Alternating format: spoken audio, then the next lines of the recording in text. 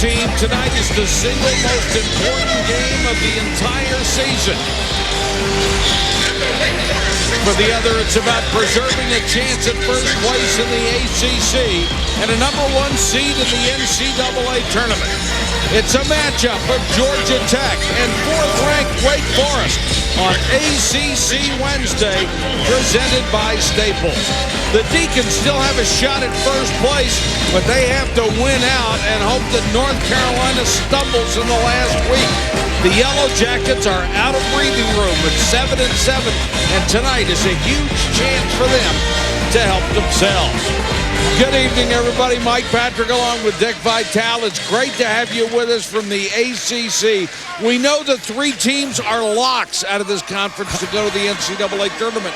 Some people say, well, 2 more, 3 more, 4 more. What do you think? Well, I'll tell you this, Mike. I took my jacket off. I'm so excited. My VBDI, my Vitale Ball Dome Index, tells me there's going to be 5 out of the ACC. Somehow, Georgia Tech, if they win today, they put the knockout punch. If they don't, they beat Clemson. They'll get in with 8 wins. Maryland's going to find a way to get 8 wins. I think Maryland and Georgia Tech will be in and will be dangerous teams. One thing the committee looks at is how you do against other ranked teams.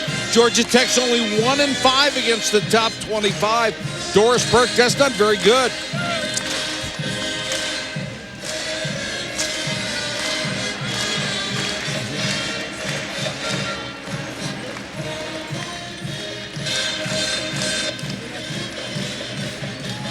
All right, we're obviously having a problem with Doris's mic. We will try to get back to her just as soon as possible. And here's our Star Watch, Dick, as usual.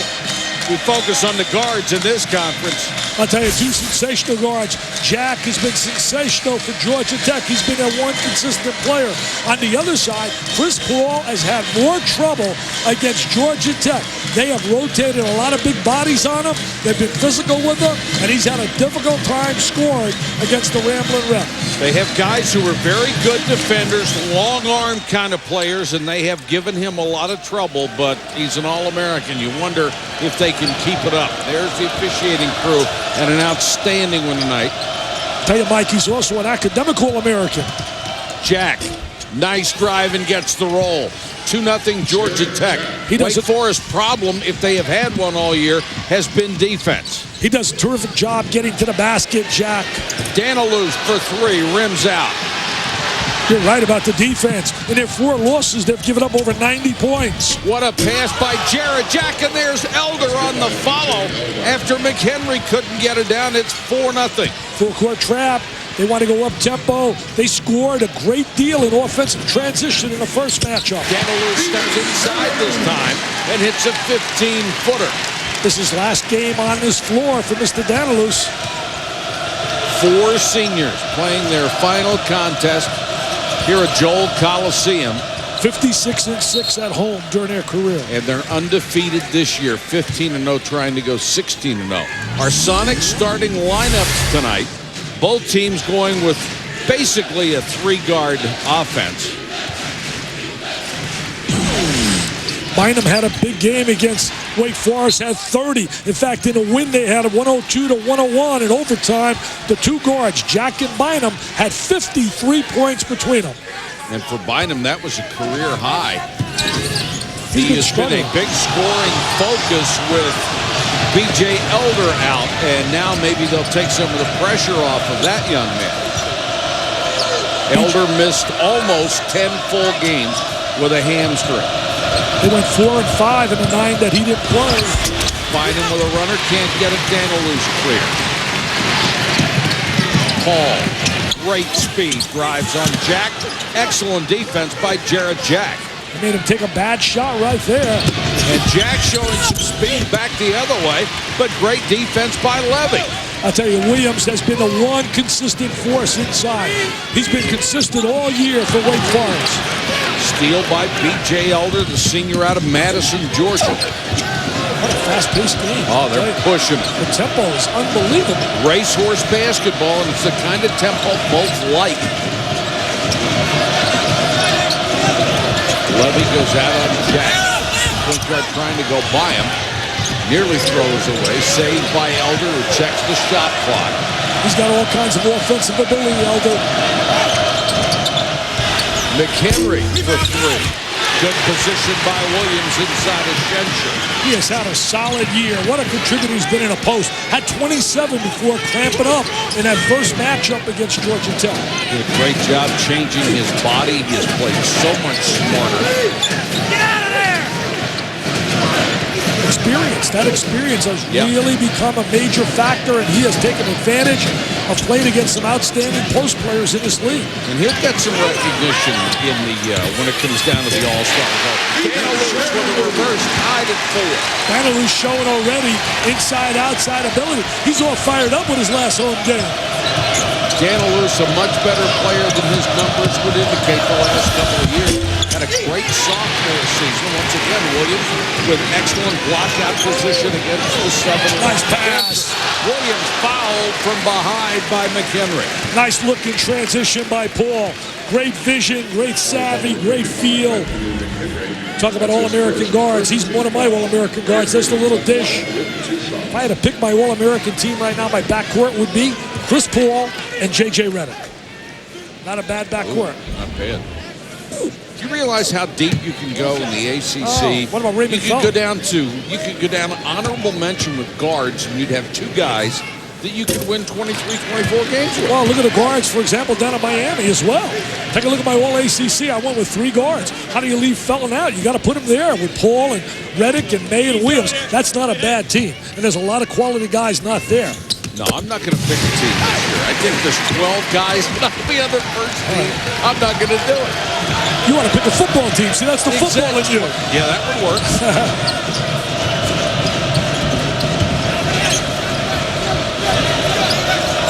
Last game against Miami, Shenshire didn't get many touches. At 16 against Duke. Got to get the ball inside. He gets it here against Williams. Backing in. Jump hook, and it wedges in there. It's a jump ball situation. Possession arrow gives it to Wake Forest. Dick, for Georgia Tech, this is almost the same team that played in the national championship game a year ago. I'll tell you the one guy they missed that's not in our lineup, and certainly a guy that didn't get a lot of publicity, Marvin Lewis. They missed the ability that he had to stretch the defense with that shot. They've been solid defensively. Their problem has been they have not been cohesive offensively. But now with Elder back and Anthony Morrow shooting well from outside, getting some minutes, maybe they'll show that same tenacity, that same ability. Well, they were down by 8 against Miami. Morrow had a big game in that game. Made 4 threes out of 6 attempts early in the game. Paul against the taller McHenry, and he forces the bad shot. Excellent defense again. Here comes Bynum on the run. Kicks it out to Elder for 3 and got it. I'll tell you, when that trio is playing well together, Jack, Bynum, and Elder, they're as good as any trio around. Dangerous pass. Levy had it knocked away. Last touch by Jack. Great start for the Yellow Jackets. They're up by a bucket at Wake Forest.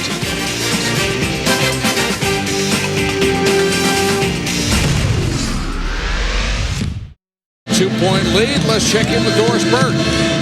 Mike, as Georgia Tech tries to distinguish itself from that middling group in the ACC, no one more intimately acquainted with the pressure inherent in the situation than the players. Jarrett Jack told me this morning, look, we took a deliberate attitude of looseness and confidence into our morning workout, hoping it carries over to tonight. Why? He said all this bubble talk can make you play tight and without any energy. The last thing they could afford coming in. They're certainly off to a good start, guys. Hey, Doris, let me just say this. If they pick the best 34 teams in the country after the automatic birds, you tell me there are 34 better than Georgia Tech and Maryland? If it's about, I mean, come on now. It's 34 best teams is supposedly the definition. I went to the VBDI. Now, he would like to hear that, Mr. Hewitt, but you know what? Saying all that, he better get a couple of wins. Yeah, you know it doesn't always work that way. I wish we'd throw out that RPI. I mean, the RPI to me is wacky. I can't understand and comprehend it. Maybe I'm too dumb. That was too easy, huh? I set you up. I set you up. That's beneath me. Gray for 3. Justin Gray with that great range. He's 7th in the ACC as a long-range shooter. He had a big game against Virginia. They all did, actually. Shot 61% overall. No, back to your point, Dick. You are not too dumb. You're absolutely right. Muhammad is in for Georgia Tech. He wears number 2. Great leaper. And gets through Williams, and Williams will draw a foul. It's number 1 on the big center. We have more action for you tonight on ESPN2 at 9 Eastern. The Kansas State Wildcats will take on Wayne Simeon and the Kansas Jayhawks in a Sunflower State rivalry. College basketball on ESPN2, and it will be senior night at Kansas. A very emotional night for a team that has really come back after slumping a little bit, Dick. Well, they had that big win over Oklahoma State. They were in trouble, but they found a way to win. Simeon was absolutely sensational. So is this guy. Pass by Danilus to Williams. Nice catch by Williams in the post. Nice catch by Schencher. Back the other one. Look at the pace of this game. This is like the olden days in the NBA with the Boston Celtics and the Lakers. First team to 110 wins. When it was showtime. Gray kicks it out to Paul. Done a great job against the All-American point guard. What a terrific backcourt when you look at Gray and Paul. One of the premier backcourts in America, like North Carolina, and certainly Illinois has 3 great ones. Then you throw in Teron Downey. Exactly. Holy cow. As a member of my All-Rolades team coming off the bench, gives you instant relief. Take a look at us here in that first matchup. Unbelievable. But you know it's a telling story that we do not see there. I mean, it was up and down the floor. Chris Paul, it's hard to believe in a game they score 101 points. He goes 2 for 11 in that game, 0 for 4 on threes, and 8 points. And then he missed 2 free throws late in the game that could have won it. How shocking is that? When I see it 101, I thought he had about 30. And he is better than an 80% free throw shooter. Here's Jamal Levy, who was only a 50% free throw shooter, but he hit the first one. Missed the second. Lane violation anyway. That's the only negative they had against Virginia. But saying all that, people say free throw shooting. What was that stretch they had? What did they make 49 in a row? 32 out of 32 and 49 against in a row. North Carolina, and then 49 in a row, or 50 in a row. 50 in a row before he missed one. Downey that would have won the game against Florida State. Exactly. Look at After a tremendous comeback. Oh, this is a double dribble. Teron Downey is in for Wake Forest. Number 32, Jeremy Smith, who's been getting a lot of minutes since he came back from a dislocated kneecap. He's averaged about 4.5 rebounds a game. Had 8 rebounds in that last big win. You talk about a big win, the win over Miami on the road. And a huge comeback. They looked like they were beaten in that game. They were down 59-51 late in the game. Shot clock at 9, and Elder will foul. I tell you, he gets in a rhythm and a groove. He can be such a factor. Oh, that's a block. I don't think there's any doubt about that. That was number 1, DJ Elder. That's his first. Look at Skip Prosser. Beat his buddy Peter Gillen. A little ball drops out. That's a double dribble. That's a double dribble. Unless it's knocked away from you. That ball was not touched. It was a tough situation. Obviously, you want to win. But when you talk Skip Prosser, he really feels he owes a lot to Peter Gillen, who, by the way, is struggling for his job down in Virginia. It's so sad because he's such a talented guy. Sometimes, though, separation is the best for everybody. Tell you what he did, Dick. By changing the tempo, he has made them a very dangerous team, though. I see against Wake. Wake was able to get the tempo real fast, and that's why they were able to blow him out. Going to be a foul on Danilus. Check it, it's on Chris Ellis, who's in for the first time.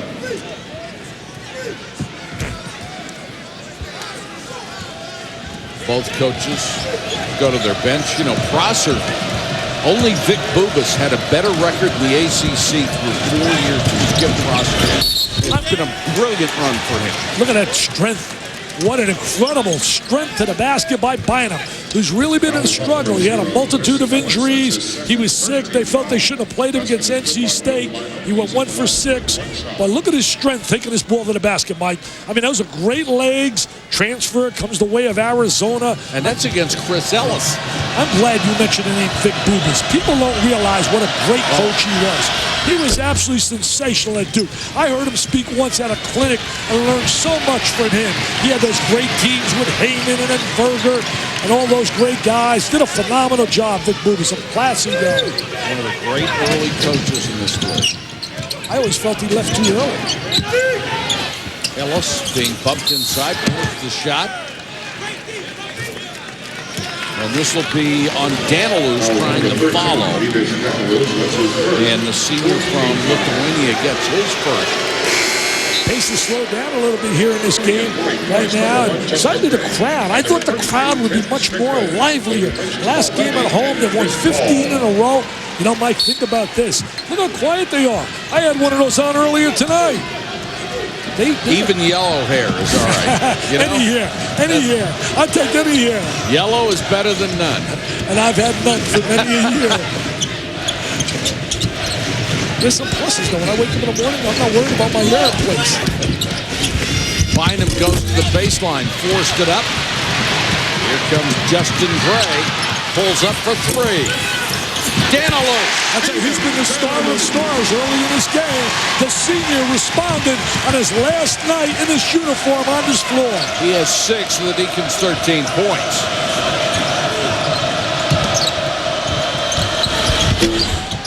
Beautiful step through by Rashawn Dickey, the 6'9" freshman from South Carolina. He's getting more minutes, and all of a sudden, Paul Hewitt has got a team that he can go 10 deep with. I think Dickey and Morrow are a nice combination. Diaper dandies who are going to be really solid players next year. Strickland is in for Wake Forest. Offensive rebound, no. Look at Gray in there battling. Justin Gray at 6'2" in the middle of the trees fighting for rebounds, and he draws the foul on Dickey. 4-point lead for Georgia Tech over 4th-ranked Wake Forest with 11:37 to go in the first half. Chris Paul certainly struggling early in this game as for some shots. Justin Gray at the line where he's a 78% free throw shooter. They shot 61%, as I said, in that Virginia game. They were absolutely brilliant. They've been shooting the threes really well. In fact, the last 3 games, Mike, you ready for this? 20 for 37. They have been terrific. And you just wonder if Chris Paul wasn't here, how much more publicity Justin Gray would have received, how much more highly he would be regarded as a player. But how much more would they lose? I have no doubt about that, but I think Justin Gray would be considered one of the top 10 players in the country. Oh, he's a terrific talent. There's no doubt. Boy, there's a pretty move inside by Dickey. This is the future of Georgia Tech basketball right there. Very strong, very physical. Very dangerous team. If they get in a tournament, which I believe they will, can you imagine if they're a number 8 seed, you get them, let's say, in the second round, and you're a number 1 seed, they can make their season. I was telling that to Jeff Schultz today of the Atlanta Constitution. I mean, they could be a very dangerous club. It's going to be one of those teams, Dick, that people are not going to want to play.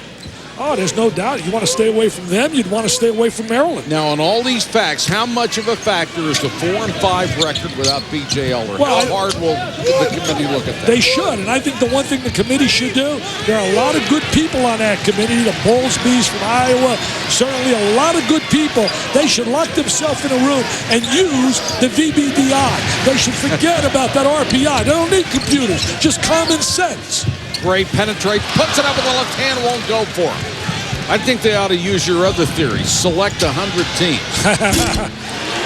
B.J. Elder with a 3, and Elder has 8 points. The lead has grown to 7. And missing that kind of touch, you take that kind of guy out of your lineup.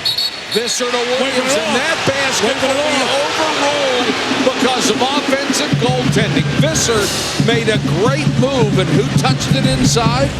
Yeah, well, right now we watch Eric Williams. There he is with the touch over Schenscher, and now here comes the interference. There's the touch on the. No, wait. Grab the rim. Grab the rim, yes, sir. Well, the ball was in the cylinder. Was it Strickland? And Schenscher gets the foul, his first. And Eric Williams misses the free throw. Paul comes back in. Teron Downey, who didn't get many minutes, will come out.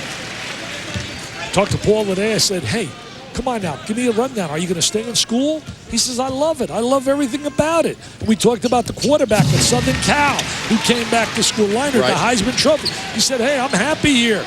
And I'll tell you, he's a beautiful kid. What a terrific kid. He really is. It would really be great for college basketball if he did. If he did not come back, of course, you could understand it and not feel badly about it, not criticize the young man at all. No, Schencer hits the jumper. Gray had it slip out of his hand. Bad pass down court, picked off by Visser, who gave him some quality minutes over the weekend. The NBA will not go away, and that's what Leonard said about the NFL. Yep. It will be there. I'm not going to mess with my happiness. Nice tip. Tough drive, and Visser is there to tip it in. Visser, a nice player to get off the bench. They got some quality people that they bring from that bench. Both of these teams are quite deep and quite dangerous. Screaming Demons now getting a little bit loud here. Great bunch of fans. Brought a lot of electricity to this building. Well, there goes baseline. Visser got a piece and kept it out. And here comes Paul. He's the best in transition right here. He's so quick. No look pass to Gray. Got Jack playing him head-to-head.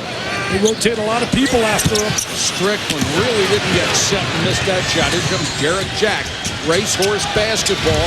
Pull up 16-footer. You talk about a player that's gotten better and better and better. Loves to play. He's got a great passion for the game. He was a roommate early in his career with Chris Bosh, who's doing a terrific job right now with the Raptors. Can you imagine Bosh would only be a junior? And Jarrett Jack, now number 6 all-time in assists at Georgia Tech, passed Mark Price in the last game. Have they had some great point guards? You mentioned the name Price. You think of Beston, Anderson.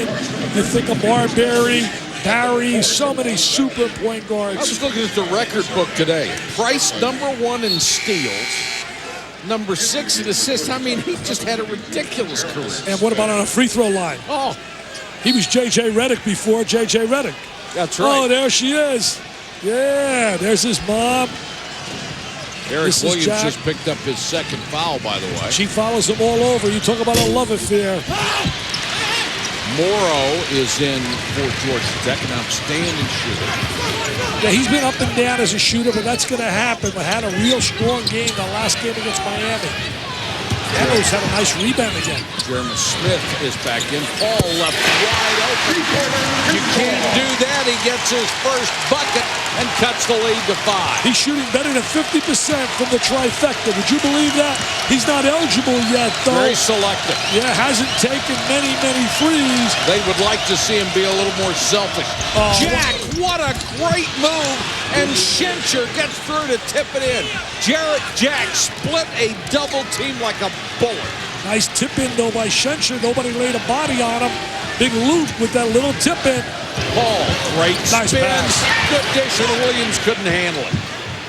Schencer out of Australia. Some people say Andrew Bogut might be the best player in the country from Australia, playing for Utah, doing a phenomenal job. Nice pass.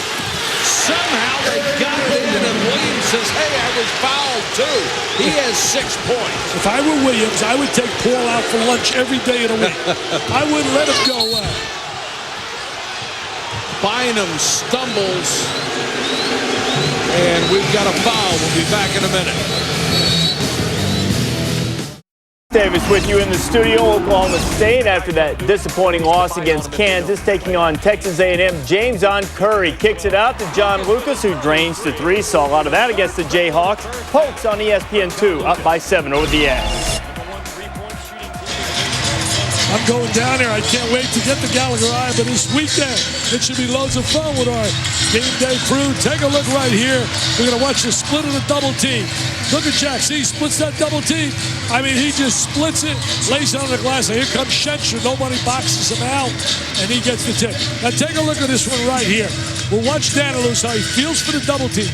Right here, he gets the double team in that corner, brings the ball back out wide open, and he's got himself a great look. Shooting 54.5 from the trifecta at home, Chris Paul. 47.8 on the road isn't bad either.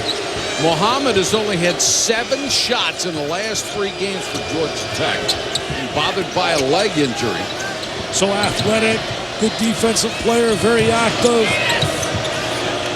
Almost no range on his shot. Smith, a great story, coming back, as you said, Mike, from a dislocated kneecap. Second game of the year against Arkansas Little Rock. Came back February 8th against Clemson. Schencher got away with a hook and then turned the other way and scored. Can I ask you a question, Mr. Patrick? You've been around the game a lot. Why doesn't he get more touches? I don't know. That's an outstanding question because he's a very dangerous offensive player. There's some games he gets 4 or 5 shots. Yeah. Bynum goes baseline. They There are a missed lot of unanswerable questions, Dick. You know that. That one was forced by Muhammad. Went with the left hand and missed. Danilus with another rebound. What an afternoon, evening he's having. Down he goes baseline, cut off there. Paul left alone, goes down the lane again. Squares up. What a great fundamental move by Paul. Yeah, he was really taking the ball to the goal. He pulled up, a little jump stop.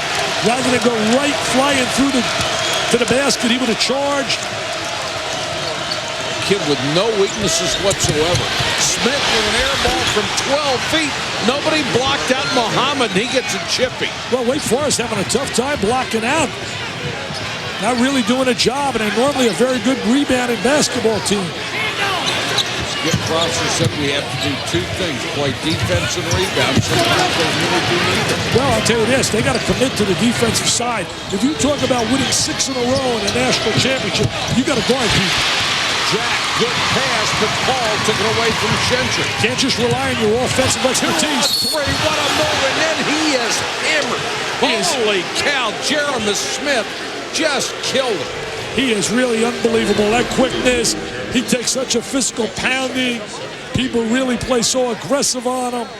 And Skip Prosser's done an amazing job. He wanted the intentional foul. Take a look at his speed. Look at his change of direction. A little hesitation, and then boom. Great first step. Goes to the deck. It's not going to be intentional because he went for the ball. I'll tell you one thing about this crew. The incident with John Chaney would have never happened with these officials. They would never let it get to that point. I didn't understand where the Zebras were in that game because no flagrant fouls were called. Nobody was ejected. I mean, you saw the elbows that kid was throwing. It was unbelievable. Not just him. Everybody. You know, certainly I think John Chaney put it the best. Reprehensible in what he did, but he does not, absolutely does not deserve to be fired. You look at his resume over the years, the positives outweigh the negatives. I talked to him yesterday. Believe me, he's punishing himself more than anybody could ever punish him. Dick, there is so much blame to go around there. Jared Jackson, a nice pass from Schencher. I mean, you go from the officials to school officials to conference officials. A lot of people in the fall. What a nice passage you said, Mike, by Schencher. Excellent passer for a big player. Williams backing in on Schencher. He'll draw the foul. Let's see if it's on Schencher or a reach-in. It's going to be a reach-in. Now take a look right here. On Muhammad. Look, Jack goes in. Right here, he's staring at the ball. Nobody's playing him. He just goes right to the basket. Take a look at Jack. Nobody playing him. He wants the ball.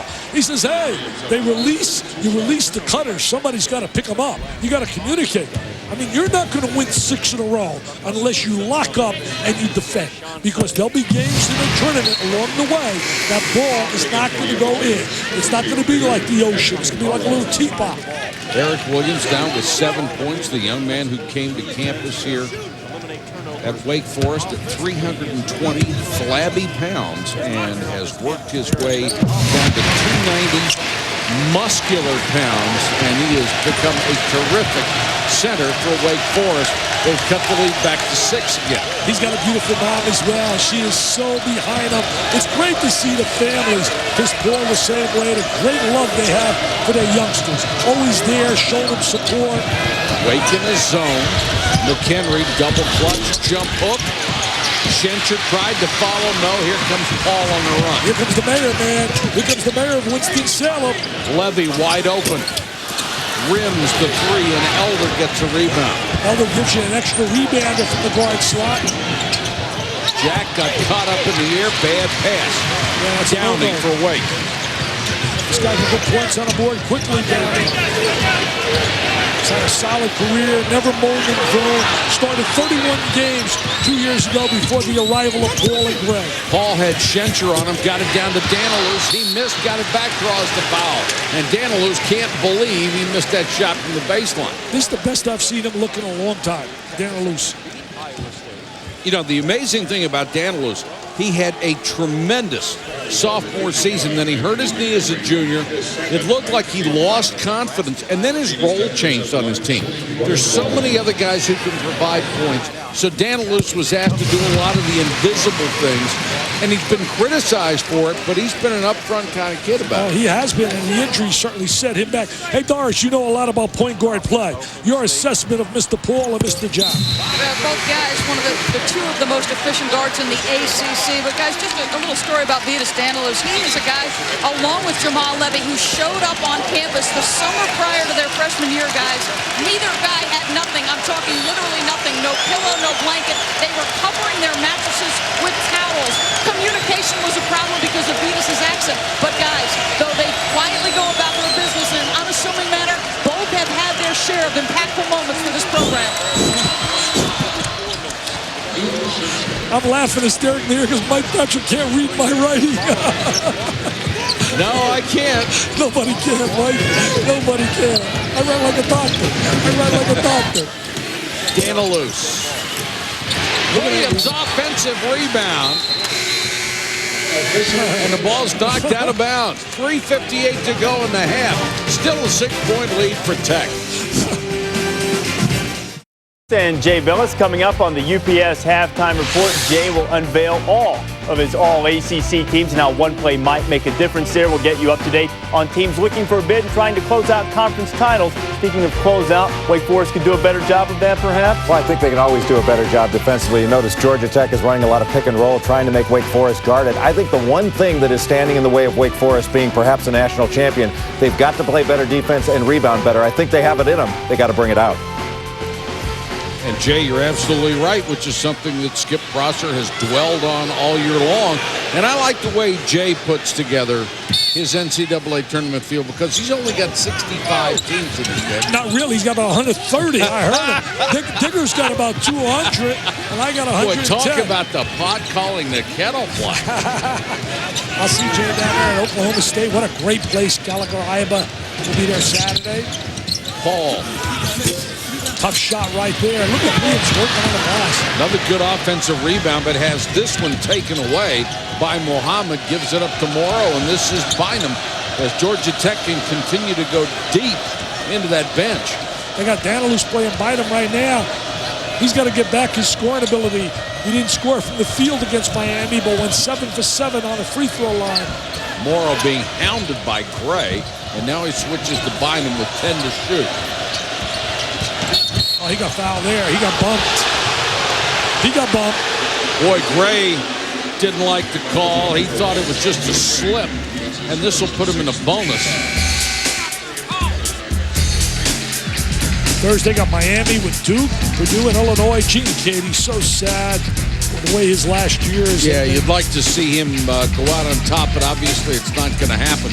Both those games throw down Thursday on ESPN and ESPN2. But that Miami loss to Georgia Tech was so big for Frank Haith when you think about it, because now they have to beat Duke at Duke to get to 8-8. Elder. He's having a runner at the baseline. He sure is. He had a big half thus far. Really 13 for B.J. Elder, Dick. That's what he brings. He's a very skilled offensive player, very versatile. I want to hear Jay with his all-star team, best 5 in the ACC. See what he thinks about my 5. Felton, Reddick, certainly Paul, Williams, and May. And Schencher, I believe. No, it's going to be Muhammad. Ismail Muhammad picks up his second. Team foul. You know, I was showing you during a break the RPI. They could also address this in the studio. Reese Davis and Jay. I mean, how's the Pac-10 the second-rated conference on the RPI? There's another one of your unanswerable questions. I mean, it's unbelievable. You see somebody's right. How's the Big East not up there? The Big East has had an absolute phenomenal year. May get as many as 7 teams in the tournament. Some people saying 8, but I think it'll play out. There'll be 7. But I'm looking at, that's the RPI. This is the notes. This is what we're giving. Well, I'm telling you right now, you show me how the Pac-10 is the second-best conference in basketball. They'll get 4 teams in the tournament because UCLA is going to probably get a bid after that win over Notre Dame and Stanford to join the likes of Arizona and Washington. But no way that's the second-best conference. The collegeRPI.com has, I believe, 8 ACC teams in. I don't think that's going to happen. No, that's definitely not going to happen. Approaching the 2-minute mark. Jarrett Jack so good at getting through his double team. Wide open in the corner. His Elder can't hit the shot, but they get it out to Bynum on the long rebound. Jack with a runner. Danilus having a big game. I tell you, Danilus and B.J. Elder having a sensational half. Get out of there, son. Ball trying to penetrate again. Double clutch. Draws a foul. And Chris Paul doing everything he can to create something inside. Number 3, Jared Jack. That's his first. Number 1 seeds right now. 3 of them jump at me in my Vital Ball Dome Index. Illinois, North Carolina, Wake Forest. Kentucky right now is hanging possibly as the 4th. Still a lot of basketball. The VBDI has told me I can't give you a 4th yet. There's still some basketball to be played. Still room on your forehead, huh? Still room on that forehead, man. Look at that. There it is, baby. Right there. You should take that in the room. Hey, Not the RPI. You got room for 8.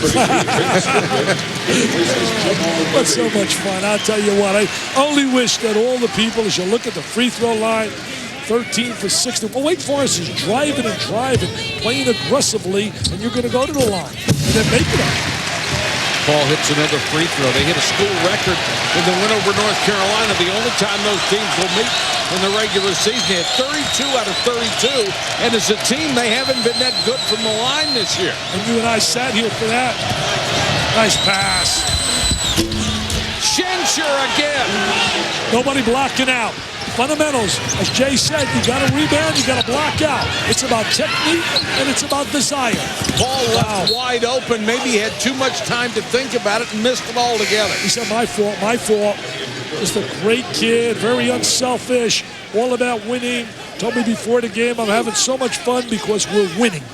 Doris Shencher is a big part of this team, especially when they're playing well. Well, Paul Hewitt has maintained since the start of the season that their offense runs better when they go through them, whether it's at the high post and they let options develop off of that.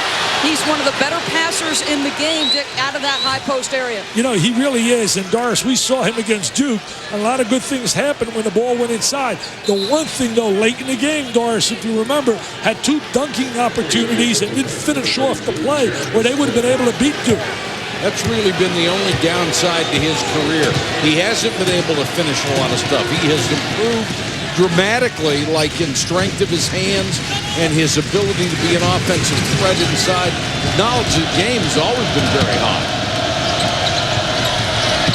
Georgia Tech shooting very well tonight, too. And there's another 3. Jarrett Jack knocked this one down, and it's 43-34, the biggest lead of the night for Georgia Tech, trying to pull the upset on the road. Danilus for 3. No. I tell you the one thing, Georgia Tech, for all the people listening out there, they can knock the committee out. They're on the ropes, they're on the bubble, whatever you want to utilize. But I'm telling you, if they win this game on the road, they lock it. They have to play Clemson this weekend. I think if they win this game, even if they would turn around and lose to Clemson, they would be 8-8. They would have swept Wake Forest. And that certainly would be major. I think what hurts Virginia Tech, even if they're going to find a way to beat Maryland, what would hurt them is pre-conference-wise, they lost to VMI, St. John's, and lost to Western Michigan. Their win over Duke was spectacular. Oh, it was a great win. He's done a heck of a job down there, Seth Greenberg. Yes, so has right now in Frank Haith at Miami. And Miami and Virginia Tech have really been the surprise of coming into the ACC, and so many people said, well, it's going to be 2 nights off for people. You're going to be able to go to Miami and Virginia Tech and just whack these guys a couple of times. They didn't take very kindly to that, and they have played very, very well. You know, Virginia Tech won 7 games last year in the Big East. You look down at Miami, coaching change, and blessed with Diaz, and certainly these people stepping up in terms of Height and Harris. Look at the bubble clubs right here. North Carolina State's been a real mystique. I mean, up and down, certainly a team very capable, but lost to West Virginia. I think West Virginia's playing herself into the tournament. I think Beilein has done a tremendous job. Oh, he's a terrific coach. There. He's a terrific coach. And, well, it's been a long time since I've been able to get excited about the Mountaineers in basketball. Word has filtered down that Mr. Billis in the studio disagrees with me on one player on my All-Star team. I had Mr. Felton on there, and I understand he has Mr. Hodge. Certainly an outstanding player. I mean, when you think about it, but I think the year that Felton's having, you can't keep him off in the top 5. I think Hodge has had a very, very disappointing season for NC State. And I don't know that I have seen 2 more psychotic teams than North Carolina State and Maryland this year. You just don't know what to expect. It's got to drive both coaches crazy. But I'll say this, in defense of Hodge, he has certainly put on the similar numbers as last year. He hasn't had a whole lot of help, but he hasn't done, expectations were so high. I mean, he was player of the year last year in the conference. Yeah. Hasn't gotten the points at critical parts of the game either, Dick. He's gotten a lot of points in the games that have been over. They haven't won, so the victor goes to spoil. Yes.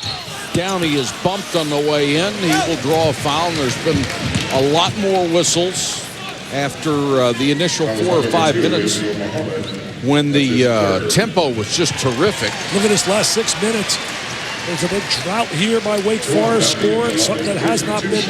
I can't understand how quiet it is here. Usually when you come in here, the screaming demons are going absolutely bananas. It's really quiet. Muhammad just picked up his 3rd foul, and Teron Downey, who Skip Prosser says is the most unselfish player he has ever coached and one of the most popular players ever in Wake Forest basketball, has just hit his first point of the night. You know, Dean Buckram, who does an outstanding job as their SID. We were talking earlier, I got here about 3:30 this afternoon, and we were talking about how they've had so much success. There's a look at Dean, he does a great job as all the SIDs. Jackson at Duke and Kirshner, right down the line. Carolina, right here with Stamos, Georgia Tech. They make life so easy for us, but we were talking about the club that when Downey played and started 31 games, Josh Howard led them to the regular season championship. And what amazed me, the last time they won a regular season championship, little guard playing at that time was a guy named William Packer. How about that? Wow. Time to take a look back on this date in college basketball history.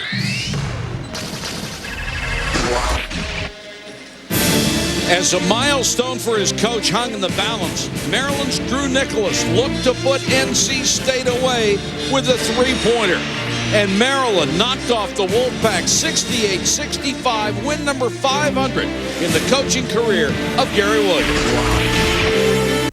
I tell you, Gary wants one more, man. He needs one badly on the road. Going to Virginia Tech. One of those clubs are going to be 8-8 going to the tournament. I think Virginia Tech, if they win that game, has to still win 2 games in the tournament. They'll get a berth. 3 seconds to go in the half. Bynum trying to get off the shot. Kicks it out. That's not going to be in time. Would have counted for 3 for Elder, but Bynum got it to him too late. Good call by the officials. It definitely was late. That's the end of the first half. Wake Forest trailing Georgia Tech 45-37. Let's join Reese Davis and Jay Billis for the UPS halftime report. All right, Mike, thank you very much. You talked about punctuating Georgia Tech's opportunity for a bid. Might puncture Wake Forest's hope of getting that #1 seed, but still a lot of basketball to be played. Glad to have you with us on the UPS halftime report. Some news just breaking a few moments ago. Kobe Bryant has settled the civil case brought against him by the 20-year-old woman who accused him of sexually assaulting her about 2 years ago. Terms were not released as a result of the settlement, but a statement faxed by Bryant's attorneys said that the matter had been resolved to both parties' satisfaction. Some other news and notes, one coming from the NBA. Maurice Cheeks fired as head coach of the Blazers. They dropped 7 of 9, could miss the playoffs for the 2nd straight year. Kevin Pritchard, former Danny and the Miracles team member at Kansas, will take over on an interim basis. Derek Mason is now a Raven, had 453 catches in 8 years as a Tennessee Titan, and Randy Moss officially joins the Raiders, completing the trade with the Vikings. When we continue here on the UPS halftime report, Jay will unveil his all-ACC team. He'll go deep into the league, and we'll tell you what the difference could be between making the team and just being one of the other guys. It's of a good matchup for Georgia Tech. Maybe just sluggish defense from the Demon Deacons. At any rate, Tech's going for the sweep, and they are up 45-37 on the #4 team in the land at the half. Glad to have you along on the UPS Halftime Report. This is a time of year when you start handing out the hardware, the all-conference accolades, and sometimes the difference between just being one of those honorable mention guys and actually making a team put together by Jay Billis can be a signature moment. Sometimes a signature moment comes the very end of the game, your very last second to get it done, much like Clemson's Sherrod Ford did against Virginia Tech. Time winding down, time running out. Ford's ahead of the field. The dunk to finish it and make your team, Jay. Well, Sherrod Ford certainly deserves to be third-team All-ACC on the Billis All-ACC team. What an honor. 16 points a game, 9 rebounds, 2.5 blocks. You see Guillermo Diaz from Miami's had a spectacular season, averaging over 21 points per game in ACC play. John Gilchrist has been good all across the board. He scores, he rebounds, he assists.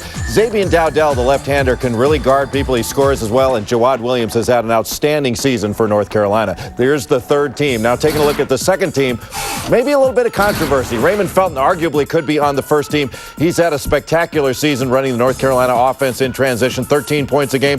Second in the league with 6.1 assists in league play. A couple of steals as well. He's a big-time player, and this is how good the ACC is this season. You can be second-team All-ACC and second-team All-America as well. Jarrett Jack also having an outstanding season. A big, strong point guard, an outstanding rebounder as well. Justin Gray, first-team All-ACC last year, averaging over 18 points per game in league play. And Rashad McCants has had a terrific year along with Eric Williams, who is rebounding and scoring very efficiently, especially in ACC games. Now for the first team. We'll give you a drum roll here. Sean May has been spectacular all year long, has really carried North Carolina in league play. Sheldon Williams, you can make a great argument for him as player of the year in the league. I have Julius Hodge on first team. He's not shot his free throws as well this year. His numbers very much the same as they were last year. Maybe he doesn't have that swagger. I still think he's had a very good year. J.J. Redick has been outstanding.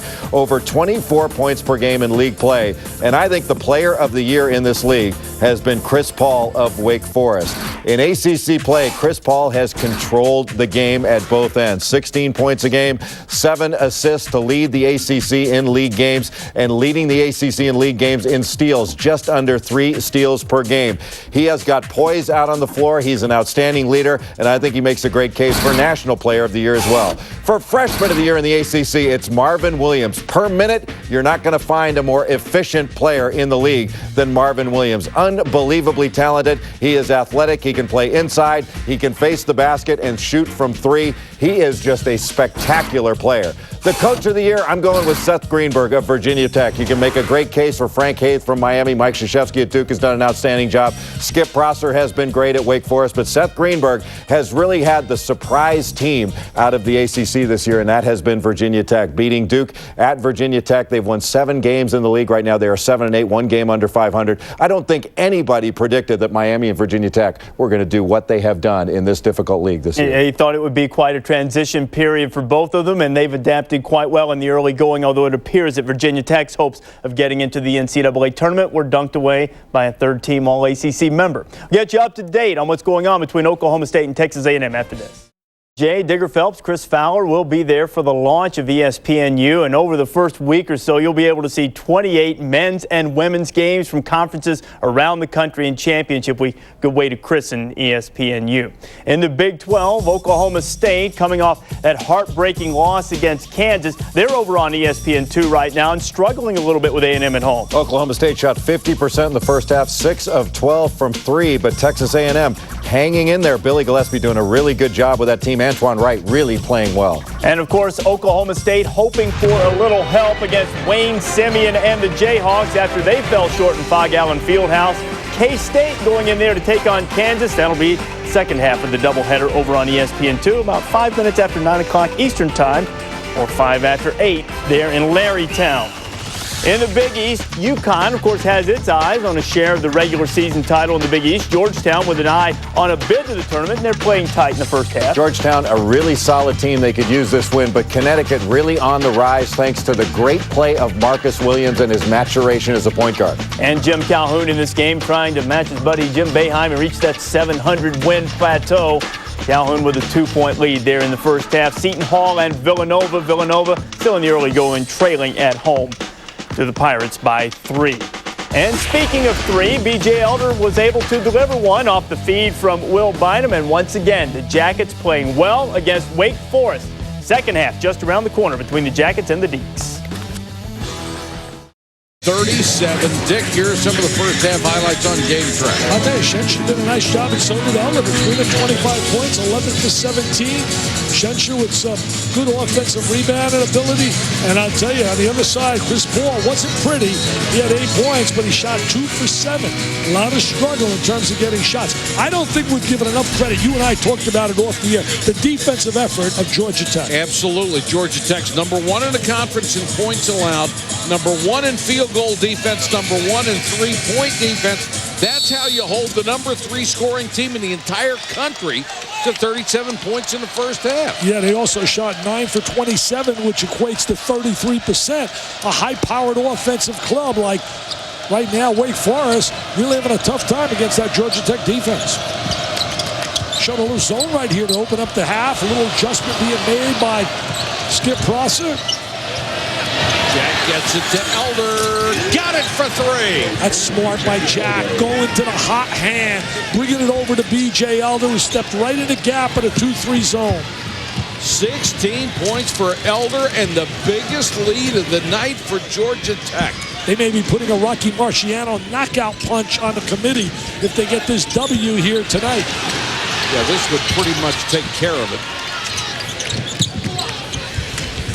Danilus had a lot of trouble with it, ended up getting it to Justin Gray, and Gray knocks it down. So much firepower on Wake Forest. They got to get Gray some shots, and they got to get the Screaming Demon fans into it here.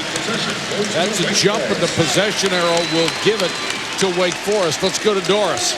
Well, guys, the Wake Forest adjustments, they feel like they've got to do a better job in transition defense. Also on ball screens, Dick, they're going to hug and go under. Georgia Tech hurt them splitting those screens. Offensively, they feel like Chris Paul's struggles were a result of him trying to get too deep on penetration. They want him to pull up, and they also want to go more through Eric Williams in this half. I'll tell you one thing, Doris, you're right. They split those traps up on top. Did a great job, Jared Jack. Mike, you know, you talked about the numbers being number 1. They're allowing 65 points a game, right, and teams are only shooting 38% against them. Exactly. And defense shows up every night. Offense can disappear. That's why you have a chance to win when you play on the defensive side. Levy couldn't get inside, kicks it back to Paul. It's 48-40, Georgia Tech. You know, Wake's lost 4 games this year. All 4, one common denominator. Teams scored better than 90 against it. 91, 102, and 102. Offensive rebound to Danilus, and he is fouled. Last year, they had a 24-game winning streak, Wake Forest, at home, and it was stopped by the Ramblin' Wreck. This year, they've won 15 in a row, and here comes the Ramblin' Wreck. Skip Prosser, an amazing job he has done here at Wake Forest. Create a lot of enthusiasm. Follow the classy guy in Dave Odom, too. Absolutely. Gray, dogged by Jack, goes to the baseline, takes a jump shot. There is no tougher player in the entire country than Justin Gray. Mentally and physically, he is just tough. You know, Schencher's not out there. Doris might have more information on that. Eric Williams picks up his second, and here comes Schencher. Comes to the scorer's table. I know Doris is out there working hard, trying to find out what happened. Why didn't Schencher start? Sean Dickey started the second half. Certainly couldn't have been because Schencher didn't play well. He was terrific in the first half. You got the ball right there. Wide open. Nice pass by Bynum. I tell you, they're getting wide open. Little screen and roll. Release. Nobody releases with them. 14 points for Schencher. Gray, nice screen. Three-pointer too strong. And my Doris knows why he didn't start. Get it, Doris. Throwing up, guys. He stepped out of the game, threw up, but was able to come back. The ACC not unfamiliar with intestinal difficulties. Remember, Rashad McCann's still out with that. Yeah, they're not sure when he's going to get back. He says he'll be back Sunday for the Duke game. Nice pass inside to Williams, and Williams is fouled on the way up. Williams gets fouled inside. You can guarantee he'll be on the floor against the Duke Blue Devils. That foul was on Elder, his third, and they're starting to mount a little bit for Georgia Tech. You know, it's really interesting, Mike. You mentioned North Carolina, Duke, and Wake Forest. 2 of those 3 are going to get a chance to play in the pod in Charlotte. And that's a big advantage when you can play there your first 2 rounds. Now we're going to have to learn a new term, pod. the pie. I wish we'd get a new term for the bubble. I'm tired of on the bubble. Yeah. If I hear that one more time, hear RPI and on the bubble. I swear I am not going to say that the rest of the month of March. You're not going to hear RPI and you're not going to hear on the bubble from me. Guaranteed. And you'll Guaranteed. say, all right, then you'll say pod 500 times. I'll find a substitute. And coming back, here comes Wake Forest. Morrow got 3 inside, triple team, couldn't hit it. Smith follow. Smith again. Schencher tries to follow. Knocked out of bounds, and he's fouled. And it's Chris Paul. Paul Hewitt on that sideline last year. Who can ever forget the incredible run going to the final game against Connecticut? Just a class guy, was a winner at Siena, did a terrific job as an assistant at Villanova.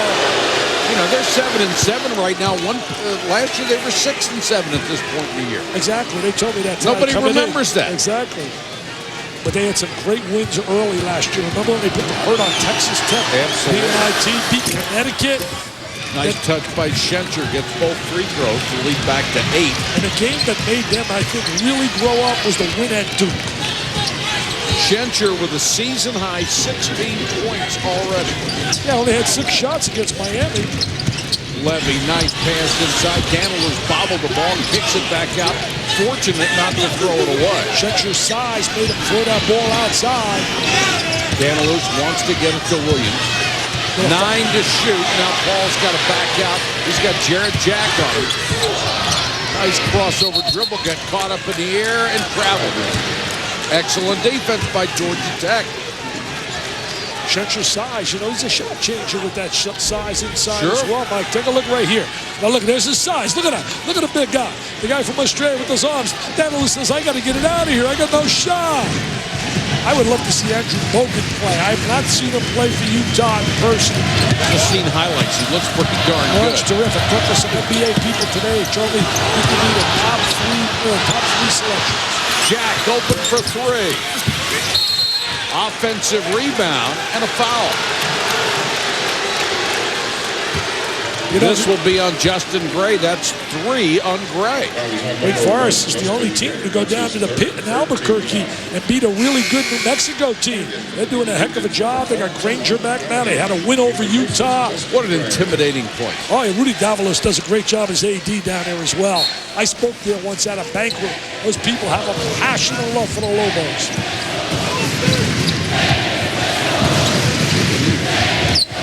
Schencher wanted the ball. They missed him. Had a great lane to the basket. Bynum works behind the screen. Smith, the freshman, got it to Jack. Goes baseline, double clutch out to Bynum. Got it. Another 3 for Bynum. He has 8 points. They start getting the offensive game going for Bynum and Elder. That takes them up a notch because that's where they've been struggling offensively. Danilus, line drive for 3. Can't hit it. Offensive rebound to Levy. Danilus out to Paul. Paul bumped on the way into Downey. I tell you, Paul takes a lot of contact. Wake Forest not getting anything easy. And here's a reach-in foul on Bynum. That will be 2 on Will Bynum. Got a timeout, 15:33 to go in the game. Jackets up by 11.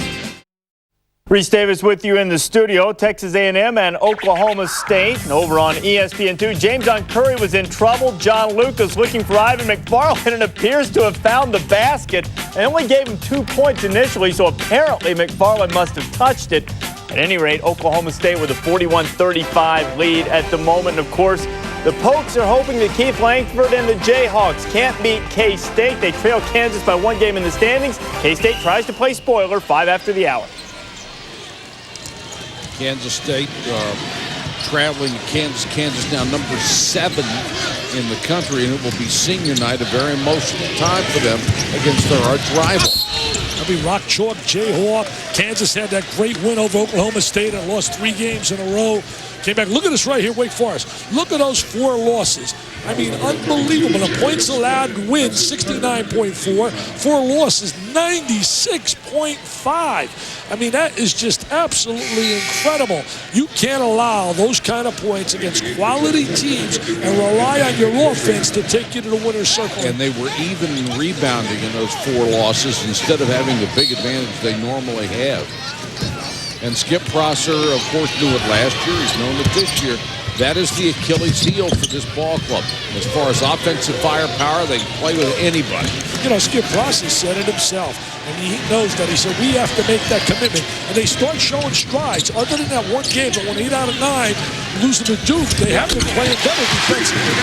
Downey knocks down the 355-47, and at some point, Dick, you're right, they're going to need some good defensive stops against a very good offensive Georgia Tech team. I tell you, Downey gives him such a lift offensively off the bench. Provides good offensive firepower. Shot selection so big now for Georgia Tech. And they've got Muhammad and McHenry in there right now. You're not going to get a lot of offense from those guys, but Muhammad gets the offensive rebound and gives it to Jack. Jack's so unselfish. Anthony McHenry puts up a shot. Averages only 4 points a game and a 20% outside shooter. Probably not the shot Paul Hewitt wants. You know, Doris, they really get physical with Chris Paul. Levy, nice drive. But Dick, they really have. He said in 2 local papers today that he is really frustrated. In fact, going so far as to say teams have taken cheap shots at him.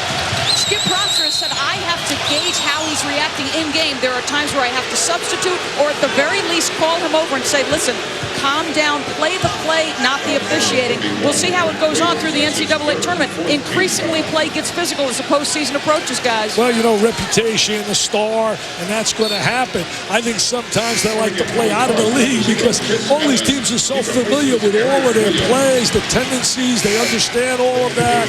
As your 3rd foul on Williams, certainly big. A lot of guys right now have 3 personals. Ellis comes in for Skip Prosser. Morrow's got good range, rims this one out. Ellis with the rebound to Paul. Now the crowd trying to get back into it as the Deacons down by only 6. They were down 11, 5 in a row. Downey, nice drive, foul on the way in. What offense he provides. What a player to bring off the bench. Started 31 games 2 years ago on a team that won the first regular season ACC championship since the Billy Packer era 40 years ago. There's that drive to the goal by Downey. Paul with a little high five. Says, I love my buddy.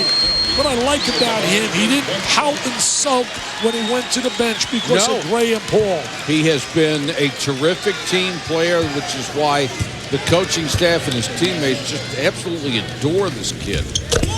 3-point plays, an 88% free throw shooter, number 6 all-time in threes, number 8 all-time in assists. He's had a great career here. Good trap. Screaming Demons getting into it now. The crowd getting into it. They want that 6-9. Foul at the baseline. Let's see who picked it up. Was it Ellis?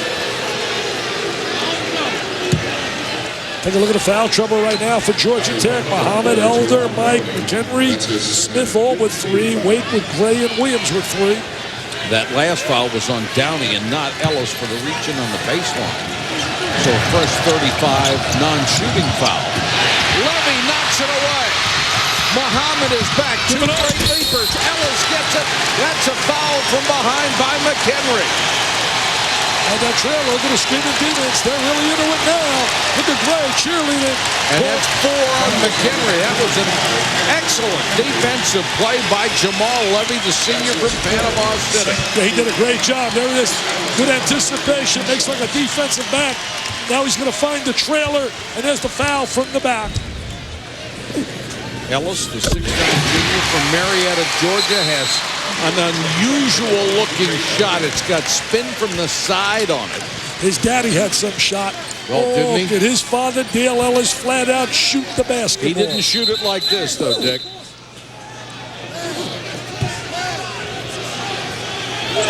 He's been giving him solid minutes off the bench. Yes, Very he has. aggressive play.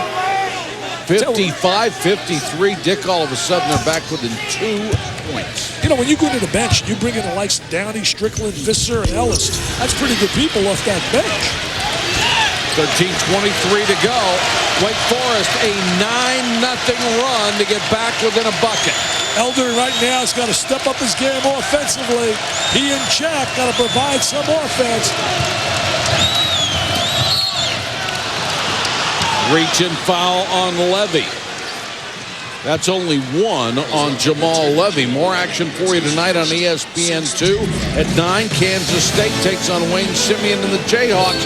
College basketball on ESPN2. Simeon scored 32 and had 12 rebounds on an 8-0 run that stopped Oklahoma State in that upset win. I don't know if you can call that an upset, though. That was no upset. You win at home. They were down 7 in that game. Had to show a lot of guts to come back. They had lost 3 games in a row. That's a credit to the mentality and the toughness of those kids in Rock Chalk Jayhawk land. They're always fun to watch. Yes, They're fun to watch. Their fans, the Rock Chalk Jayhawk chant. Great building, too. Another reach and steal, this time by Ellis. Downey with the ball. Doing a better job defensively right now, Wake Forest. Wake can tie or take the lead. And this is when you see them play defense the way they can play, you say this is a team that can win a national title. Oh, there's no doubt. They can win 6 in a row. Plus with this guy at the controls. Ball to Levy. Blocked from behind. Excellent defense by Georgia Tech. Smart play. Muhammad scores on the pass from Jack. Muhammad did a terrific play in getting the ball over to Jack. He knew that he wanted to get the rock in Jack's hands. The better passer. 2-on-1 break to perfection. A clinic on how to run the transition game after the steal. And Muhammad just picked up his 4th foul. Watch this right here, Mike. They come out with the basketball. He gives it right back to Jack. And now Jack's going to give it right back to him. He's going to get it right back, draw the defense to him, drive, draw, dish the rock, and there's the jam and the conversion. Both of these teams so fundamentally sound. They can score points in bunches, and Paul will go to the free throw line 1-on-1. He's an 82% free throw shooter. This young man, as a sophomore, is already number 6 all-time in assists, number 6 all-time in steals. If he were to stay his entire career, he'd own every record there is. Well, you know, Tim Duncan stayed for 4 years, and I don't see it hurting him at all in the NBA. No. You know, we talked about ranking conferences with the ACC. I think the Big East is right there. The Pac-10 certainly has improved. Arizona always holds its own. Washington has been terrific with Lorenzo Romar. And I like to see the fact that UCLA has improved, because UCLA has to be good for that conference to elevate itself. 57-55. Bynum had the shot and passed on it. Jack will not pass on it and knocks it down from 3-point range. A dozen for Jared Jack, who is number 3 in the ACC in 3-point shooting. He says, hey, Jack, get it to me, because it's nothing but Jack, baby. You get me the rock. Want some Jack? Get it to me. Hey, he can play, man. He's a PTP. Operator for satellite provider. Then we're going to have ESPN UV as Dick Vitale will debut some nice hair that he found earlier in the game. Hey, I'll tell you, some radio now, guys. I think having the camera in your house 24 hours a day, in spite of Lorraine's objections, would be fascinating. ESPNU is going to be big, man. Bert Magnus heading it. They're going to really be unbelievable. Going to do a live shot from my house Friday. See, I told you. How far can it be from 24 hours a day? They're coming to the house Friday. Howie Schwab's going to be there as well. 11:42 to go in this game. It's a 5-point. It continues to be tight, and John Lucas continues to carry the Cowboys. Lucas knocking down the 3 there. Still a 4-point game. It's going on over on ESPN2, and as soon as that game is done, beware of the fog. K-State and Kansas tip off 5 minutes after the hour. All right, thank you very much, Reese. We have 11:42 to go here. The Yellow Jackets hanging on, hoping for a much-needed win over the 4th-ranked team in the country. Wake Forest, of course, trying to remain within hailing distance of North Carolina, and they will, if they win this game, they'll certainly be looking at North Carolina Duke over the weekend. They also got a game with North Carolina State. That's not going to be easy. Herb Sendik's club capable of beating anyone when they got their A game. Jack was open, gets it to the equally open Morrow, and he buries the three. Well, you know what happened there? He got an open look, squared his body. They did a great job reversing the basketball, and he's a very capable long-range shooter. 63 to 55. Morrow shooting 38.5% on the season. And the freshman for Paul Hewitt getting more and more time late in the year. You know, Mike, every time Wake Forest makes a little run, Georgia Tech's been able to respond. That was their 8th-3 against Duke in a close game. They didn't score from the trifecta. Eric Williams just powers his way in that time. He has 14 points. And Paul Hewitt said earlier today that this team never lost confidence. They were just disappointed with the way they had played when B.J. Elder was out of the lineup, but they always believed in themselves, and now even more so. You know, I was on a radio show out in Atlanta, Steak Shapiro's show down there with Paul Hewitt last week, and what I really respected about him, right on the radio show, he said to the host, Mr. Shapiro, he said, this is the most talented team that I've had since I've been at Georgia Tech. He said, well, if it's the most talented, they haven't responded. He said, we haven't offensively. Watch the way they reverse the ball. Freeze it right here. You're going to see him reverse and swing it to the open side. You're going to watch him reverse the basketball. There's the open look. He squares his body, gets the great look, the follow through, the rotation. Squaring your body is important. You know, shoulders square to the rim. Well, Dick, I think it's great that Paul Hewitt's a stand-up guy, and we both know that about him. But with B.J. Elder out for 10 games, this was not the most talented team he's had. No, you lose a big offensive weapon. Bynum tries the long three, almost a fadeaway three, and Ellis gets the rebound to Downey. He only won 4 games when he was out of the lineup. That's right, 4 and 5, and he missed most of the other game that was a loss. Downey for 3. He hits big shots. He loves big shots. He loves big moments. He had him against North Carolina in the big win here. So sad that they only play one time against each other. Yeah. Downey's one of those guys, the bigger the game, the bigger he seems to play. I know no one will agree with me, but I think the big four should have to play each other twice. Love to see it. You hate to see those home-and-home rivalries go away because of expansion. Here is Jack getting around the screen. Downey picks him up, and he picked him up too late. I'll tell you, Jared Jack, so tough to leave him off a first-team All-ACC. No kidding. He is so talented. Downey couldn't get by him as Jack fought through the screen. Williams. Bynum reaches in and picks up a foul. They surrounded him. They had like 3 guys. He's like a magnet. As you look at Paul Hewitt on that sideline, he knows he wants to go to bed relaxed tonight. You lose this game, that stomach begins to churn because Clemson is no automatic. You and I were talking, Sherrod Ford has really improved. As you look at Chris Paul here in the second half, he's had a tough time in his career against the Rambler Wreck. But I tell you what he is doing in the second half that you've got to admire. He's not forcing it. No, he's not taking bad shots. Early in the game, I thought he forced some shots. I did too. Williams to the free throw line, hits the first to get another. He 15 points for Williams. He's hit 9 out of 11 from the line, and Wake Forest is staying in this game from the free throw line. They've hit 24 out of 29. And I'll tell you one thing, if Georgia Tech loses, you can guarantee you're going to hear about that stat. Oh, yeah. Better than 5-to-1 ratio there. But they're aggressive. They're attacking the basket. And Gray trying to get an offensive rebound at 6'2". 4 fouls, right? Yeah, that's his 4th. Not a good foul by Gray. No, that guy, they need him on the floor with that jump shot. He roomed in high school with Carmelo Anthony, now playing well for George Karl with the Nuggets. So sad to learn today Stephen A. Smith was here to learn about the firing of Maurice Cheeks, a classy guy and a guy that really understood what point guard play was when we played for the 76ers. Sure did. Now 1-1 for Shencher. 63% shooter, the senior from Hope Forest, South Australia. 16 points, a season high for Shencher, and he's hit both of his free throw opportunities tonight. Last year he averaged 9.2, 6.5 rebounds. He's raised both of those totals here.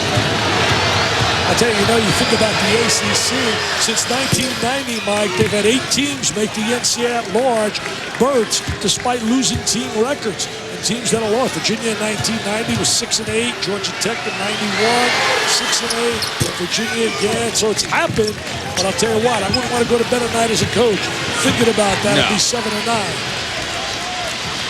That would be a restless evening. Poor wife. She'd have to suffer big time. 68-61, under 9.5 to go. Danilus is back in, along with Levy. Hey, Williams has had big games against Georgia Tech. Great pass to Levy.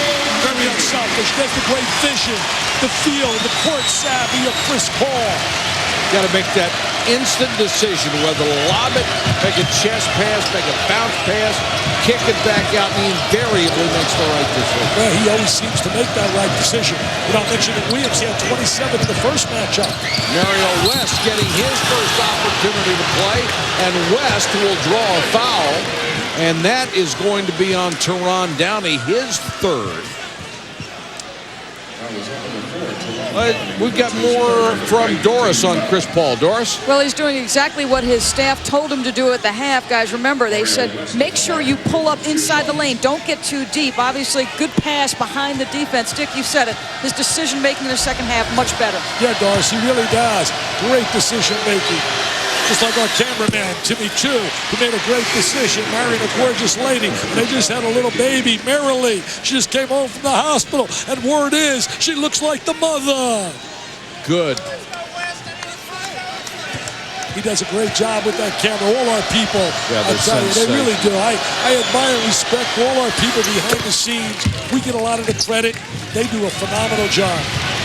Mario West with that really odd free throw style, hits 1 out of 2, and then Williams trying to get position down here is fouled before the ball gets anywhere near him, and that foul will be on Dickey. That's his third, and Paul Hewitt up protesting the call.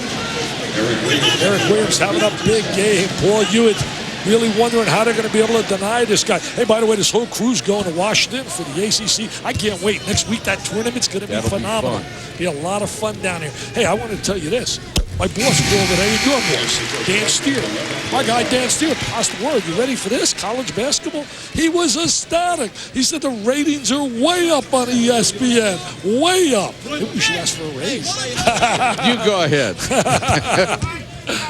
I don't have the courage.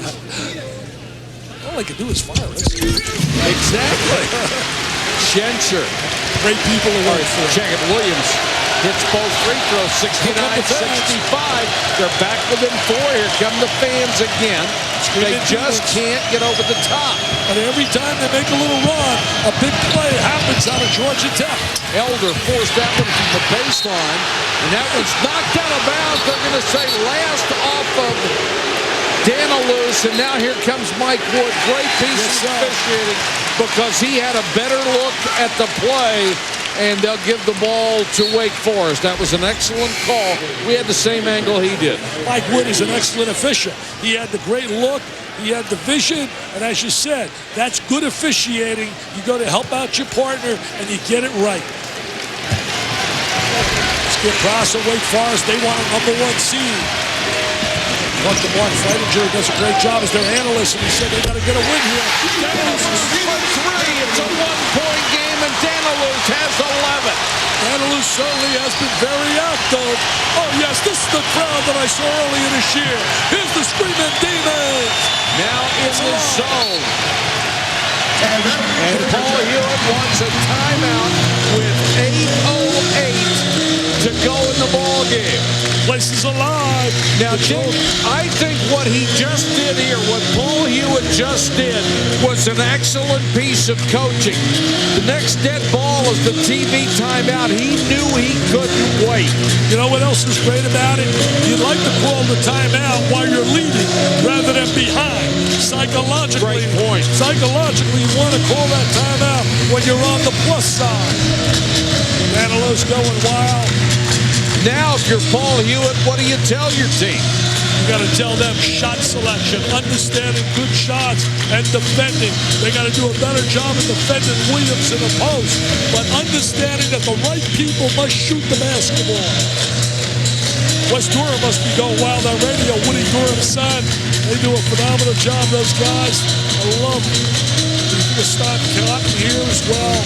You know, with the satellite radio, you can hear a lot of the broadcasts. It's great to listen to these Bob guys. Harris and Duke, Woody here, Woody's son rather, Woody with North Carolina. Johnny Holiday at Maryland. Just great guys. Feynman into the lane, jump stop, can't get the shot. Elder, baseline, got it. That's a three. Every time Wake has made the run, I said it earlier, they respond with a big play. And that's one of the right guys to shoot the ball. 19 points for B.J. Elder. The lead goes back to 4. All night long, Wake has closed. Georgia Tech's had an answer every time. This ball Downey open, deep three. What a shot. He just spots it. You can't give help on Paul. If you give any kind of help, he's wide open for a look. Teron Downey has 14. Jack has it knocked away. Paul. Wake Forest takes the lead.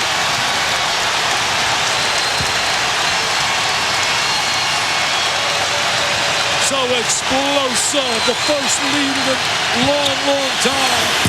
11-9 was the last time they led. Another miss, another rebound to Paul, and he wants to push it. Paul into the lane, great pass, Levy. Last 3 sessions, it's been the Chris Paul show. He made the 2 good looks, the one to Downey, the one to Levy, and he also took that ball to the goal when he went coast to coast after the steal. Chris Paul showing why he's an All-American. 75-72, and Paul Hewitt wants another timeout. He has seen enough. He's trying to kill this momentum. What a run by Wake. As Elder with the big 3. That's the last golden moment Georgia Tech has had. And then right after that, it's been the Chris Paul show. There's the kick out, draws help. Can't give help. You can't give help. Soon as you give help, wide open look.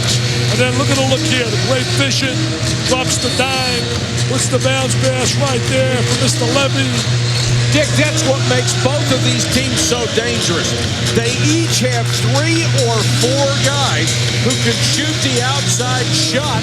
And if you come and double team a Chris Paul, you've got Teron Downey or Justin Gray or Venus Danilus who can hit the 3. You got to be able to play them.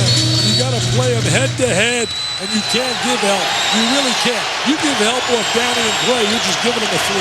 Downey has 12 points in the second half. 75-72, Wake Forest under 6.5 minutes to go. Mike Patrick, Dick Vitale, Doris Burke, our entire ESPN crew. They've been out of sync right now. They have stepped it up defensively. Changing defenses, coaching maneuvers by Skip Prosser and his fine staff with Dino. Chris Paul reached in there and got a handful of that wrist. Let's check in with Reese Davis. Reese. Mike, just like you guys, we got a barn burner going on over on ESPN2 as well. Texas A&M is giving Oklahoma State all it wants. Antoine Wright is 4 of 6 from 3, 57-54, 4 and change to go over on ESPN2. Picture in picture would be a good thing. Have a nightcap coming up 5 minutes after the hour. Kansas State and Kansas. Back to Wake after this.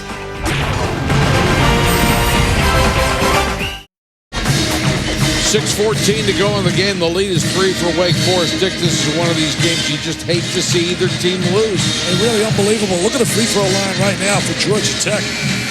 This on our Nike game track. 26 out of 32. That's got to be Wake Forest. That's got to be Wake Forest. 26 out of 32. Yeah, 26 out of 32. I was a little confused there. I'm glad you pulled that out, partner. It's all right. I was confused, too.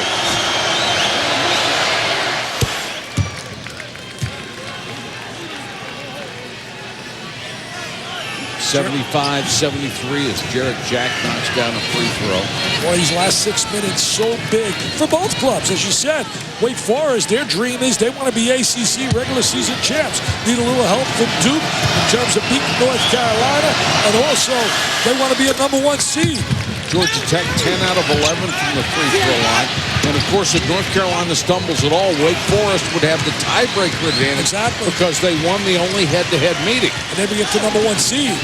Georgia Tech, they just want to be in a dance, man. That's they right. want to be able to be part of that tournament. It's dangerous to have a zone against these guys. Trying to match up, playing man-to-man right now. This one's going to be on Schencher, trying to hold off Williams inside. That'll be 3 on the 7-1 senior. And there are the updated numbers. Georgia Tech 10 out of 19 on threes. That's amazing. Been a huge part of their offense. And that goes back to the fact that Wake Forest does not defend the 3 very well. They haven't in a long time. You know, against Duke, they didn't score from the three-point line. And they were right there to win that game. Yep. That game was won in the last minute. Williams too strong on the free throw. This is the one hole in his game. He's under a 60% free throw shooter on the season. He has dropped 10% from last year. Last year he was 68%. Yeah. This year he's 58. Overall, he's had a heck of a game. 17 points. Missed them both. Those are big shots. The lead is 1. Georgia Tech can regain the lead here. Got to show patience on offense. A lot of poise and patience. Muhammad is in for Georgia Tech. There's that zone. Got to split and attack. That's the best way. Attack the zone with the dribble. Finding Schencher tries to keep it alive. Paul with a loose ball. Attacking with the dribble and usually find open people. Downey's open. Missed it. Schencher with a Oh, rebound. they missed Elder. Had Elder. And Elder, great pass to Muhammad, and Muhammad lays it in. Georgia Tech back by a point. Oh, look at the hole back down there. You know, a lot of times you got people that react, and there are people that anticipate. The anticipator usually wins. And in that scenario, Elder anticipated where the open man was after he caught that pass. Paul, a long 3 and got it. He's amazing. Shooting 54% from the trifecta at home. And that was a big 15 points. Deacons back up by 2. The reason he's now rated as one of the premier three-point shooters, he's making 1.3, and you have to make at least 1.5 a game. Elder got the great screen from Schencher, couldn't hit the shot. Bad pass by Downey. He didn't have Levy in a good position to receive a pass and threw him a bounce pass down around the knees. Now take a look at Elder right here. Now he's going to catch this ball, freeze it. He anticipated right there the open guy and got him the basketball. Great job of anticipating by Elder. And Muhammad, good job of running the court. And then watch Chris Paul. I mean, they're holding up, they're grabbing him. He takes such a pounding, as Doris talked about. Muhammad did a little flop, and the referee wasn't by. That's where he likes the latter stages of the game, Chris Paul. Williams with the save, gives it back to Paul, open for a 3 again, rims out. Offensive rebound to Levy, fouled by Schencher. That'll be 4 on the big guy. What a terrific offensive rebound by Levy. Good hands. Really did a great job sneaking along that baseline. Jamal Levy has been one of the best rebounders in this league since he came here from Panama, and he's done it as a reed-thin young man at 6'8", 6'9". Hey, talking about players from Wake Forest, what a job Josh Howard's doing at the next level with the Mavericks. Doing a terrific job. And Darius Sangalo is going to get a lot more playing time now with Sacramento with the trade of Weber to Philadelphia. I thought that was a steal for Philadelphia. Sure seemed like it. 79-76. This could make it a 4-point game. I missed that free throw. Talked to Stephen A. Smith. At dinner, we sat with him, you and I today, talking about the NBA. I didn't get a word in edgewise. He's the only guy that can out-talk me.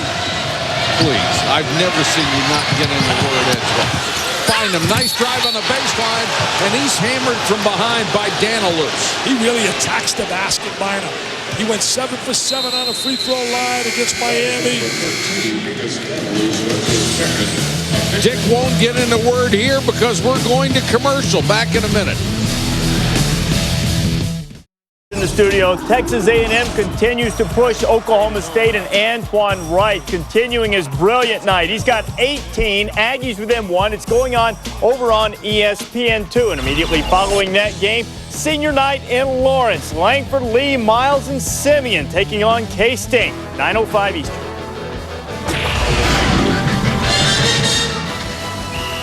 Love this game. Oh, I tell you, Just love better. this game. Not just this game, but this game. Yeah, college basketball, just unbelievable. It's unbelievable. The spirit, pageantry, the enthusiasm. 3:48 to go. Bynum. 79-77. Georgia Tech has led most of the way. Shooting the Rock is brought to you by Rock Green Light. Wake Forest, 75% on 27 of 36. Much better than their 69% for the regular season. And right now, that's helped them to a 1-point lead. I think they respond to the situation. We saw them in that game in North Carolina. It went 32 for 32. Danilus, basket and the foul. That's big. Why not? And McHenry's foul out. I mean, he came out focused. He came out on his last game at home. He started the game off. He was really playing so hard. And he makes the big three, and he gets fouled on it. Oh, what a huge play that is. Yeah, that's a silly foul right here. Watch the kick out. Danilus squares his body. Here comes the defense. Good call. As soon as you touch that hand. Got him on the wrist. So not only do you get the three-pointer, you get the free throw. And McHenry, who was arguably the best defender that Georgia Tech has fouled out of the ballgame. You know, it's really amazing. Danilus, to me, tonight, this is the best I've seen him look. This, Dick, you could argue, is the way Danilus looked as a sophomore and what people expected the next 2 years out of this young man. But as we've tried to emphasize this year, he got hurt a season ago. And even though it wasn't a visible injury, it really affected his play. And then his role changed this year. You know, it's amazing. You mentioned that second year. He was all ACC second team. Yes, he was, and he deserved it. He may have deserved more than that. But you can see the ability this kid has. Levy, offensive rebound, and then that was blocked inside by Smith. Heck of a defensive play. Jack into the lane. Oh, what a move. What a sensational move. Kidding? I mean, he made a Michael Jordan-esque move. What a reverse layup on a drive to the goal. Williams powers it up. That's a power move. One was finesse and one was power. They both count the same. Boy, Eric Williams has really become a big-time pivot man. He's been so consistent this year. And in the ACC, they got so many outstanding post players. Think of Sheldon Williams and certainly Sean May, Sherrod Ford. Get centers and guards. Bynum baseline drive reverse. Boy, guys just making great individual plays right now. Oh, nobody back. Williams got a nobody back, and they found it. Nobody back. Williams running the court. Oh, one sensational play after another. 21 for Williams. Coaches allowing him to play. So many situations, I think there's overcoaching. They don't allow the guys to be able to demonstrate their great skills. Bynum trying to get inside. Elder couldn't get by Levy. Shot clock at 13 for Jarrett Jack. A three-pointer. No. Danilus with a great inside possession. Now you must game management becomes mandatory. Knowing strategy in terms of situation, time, and score. 10 rebounds for Danilus to go with 14 points. Loose ball saved by Levy. Chris Paul almost got a little bit careless with that ball. He's trying to spread the court. Elder nearly had a breakaway layup. Under 2 minutes to go. The lead is 4. Paul. Levy got the loose ball. Levy, Danilus, all contributing. That's the biggest lead of the game for Wake Forest. It's up to 6 points. They want to keep alive their dreams of a #1 seed. Bynum in and out on a three. Who does this foul go against? This would be Chris Paul. a tough loss for Georgia Tech. Playing so well in this game.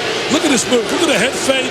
Keeps his pivot foot. And then we're going to watch power. Power on the inside. Mr. Williams says nobody can play me on the interior. So physical. And then we're going to see the penetration of ball. And there's the ball into Levy's hands.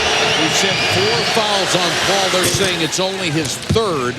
And now Jeremy Smith, only his 7th made free throw all year. The young man has missed 17 games with a bad knee. and his first point tonight. What a critical situation for the freshman. Look at that offensive efficiency rating. 12 out of 14 field goals. Unbelievable. Our last possessions. Really doing a great job with the basketball. And the catalyst with the ball has been Chris Paul. As you look at Jeremy Smith on the line, he's going to be a heck of a player at Georgia Tech. Big rebound, a tough physical kid. Out of Fort Worth, Texas. 88-84. Muhammad checks in for Georgia Tech. Saturday night both coaches will now go offensive, defensive substitution. Oh, you have to right now. Saturday night we got our game day with Texas. You mentioned Texas and Oklahoma State. They're certainly right now in a situation where they need a big win, Texas.